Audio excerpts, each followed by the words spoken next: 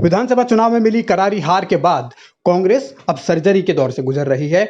Party का संगठन कैसे मजबूत हो, कैसे जनता के बीच पकड़ बनाई जाए, कैसे जो खोई हुई साख है उसे वापस पाया जाए, इसके लिए अब नए नए तरीके आजमाए जा रहे हैं। अब तक महामंत्री संगठन के पद पर रहे अनुभवी नेता मथुरा दत्त जोशी को अब नई जिम्मेदारी सौंपी गई है। उन्हें बनाया गया है अब उपाध्यक्ष, प्रशासन और संगठन। मथुरा दत्त जोशी का अनुभव बहुत लंबा है, इसलिए करण महारा ने उनके लिए गुजारिश की, अपील की और आलाकमान ने उस पर मुहर लगाई और मथुरा दत्त जोशी ने भी अपनी नई जिम्मेदारी यानी उपाध्यक्ष, प्रशासन और संगठन की संभाल ली है।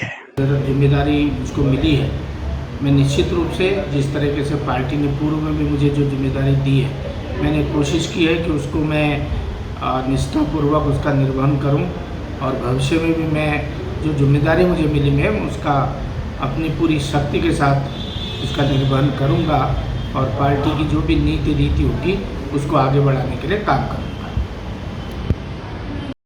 मथुरा दत्त जोशी को नई जिम्मेदारी दी गई है, इसके साथ ही उनके सामने नई चुनौती भी होगी कि नई भूमिका में वो किस तरीके से संगठन के लिए अपना योगदान दे सकते हैं। हालांकि उनका तजुर्बा बहुत पुराना है, अलग अलग पदों पर वो संगठन के रहे हैं। हरीश रावत की सरकार में वो दर्जा प्राप्त मंत्री भी रह चुके हैं और अब करण मेहरा की टीम में बड़ी अहम जिम्मेदारी जब मथुरा दत्त जोशी को मिली है तो सवाल यही होगा कि इस चुनौती से या इस जिम्मेदारी को वो कैसे निभाएंगे और भविष्य में संगठन को किस तरीके से आगे बढ़ाएंगे। तमाम तरीके की चुनौतियाँ क्योंकि इस वक्त कांग्रेस के सामने है।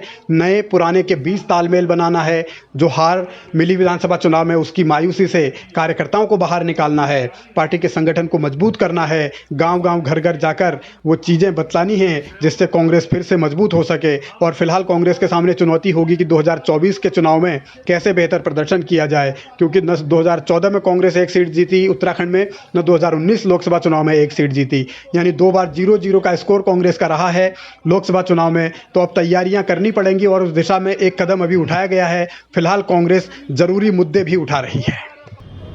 पर्वतीय राज्य उत्तराखंड में विद्युत कटौती एक बहुत गंभीर रूप लेते जा रही है, जहां किसान सिंचाई से वंचित हो रहे हैं क्योंकि उनके ट्यूबवेल्स काम नहीं कर रहे हैं, उनकी फसलें सूख रही हैं। दूसरी तरफ ग्रामीण जनता ट्यूबवेल्स नहीं चलने से और पंपिंग योजनाएं नहीं चलने से पानी की समस्या से लगातार जूझ रही हैं। उत्तराखंड का एक बहुत बड़ा हिस्सा रेवेन्यू जो है टूरिज़्म से आता है, उसमें भी लोगों को दिक्कत आ रही है। होटलियर्स परेशान हैं क्योंकि लगातार विद्युत कटौती हो रही है। जो हमारा सैलानी आ रहा है, जो हमारे तीर्थाटन में लोग आ रहे हैं, वो परेशान हैं।